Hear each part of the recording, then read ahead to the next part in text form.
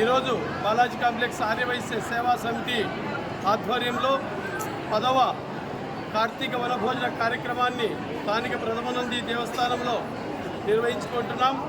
ఈ కార్యక్రమానికి శ్రీశైలం దేవస్థానం trust board member గౌరవనీయులు మేడా మురళి గారు, అలాగే వాసవి సత్రాల సముదాయం ప్రధాన కార్యదర్శి ఇల్లూరు లక్ష్మయ్య గారు, ప్రపంచ ఆర్యవైశ్య మహాసభ కర్నూలు జిల్లా అధ్యక్షులు రాజగోపాల్ గారు, ఐడిడిసి డైరెక్టర్ మనోజ్ గారు, ఆర్యవైశ్య కార్పొరేషన్ డైరెక్టర్ నాగేంద్ర గారు, అలాగే నంద్యాల యువ నాయకుడు ఎన్ఎండి ఫిరోజ్ గారు ఈ కార్యక్రమానికి ముఖ్య అతిథులుగా హాజరయ్యారు.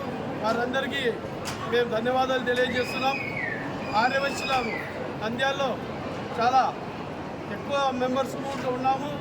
ఈరోజు నంద్యాల గెలుపు ఓటములను శాసించే స్థాయిలో ఆర్యవైశ్యులు ఉన్నారని చెప్పుకోవడానికి గర్వంగా చెప్తున్నాను.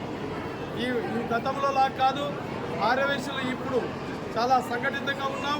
ఇటువంటి కార్యక్రమాలను మేము నిర్వహిస్తుండేదే ఒకరికొకరం ఐక్యత ఉండాలని చెప్పి, ఎందుకంటే ఎక్కువ మెంబర్స్ ఉన్నాం కాబట్టి ఒకే చోట నిర్వహించడం కష్టమవుతుంది కాబట్టి 2-3 ప్లేసులలో నిర్వహించడం జరుగుతూ ఉంది. ఏరియాకు డివైడ్ చేసుకొని నిర్వహిస్తున్నాం.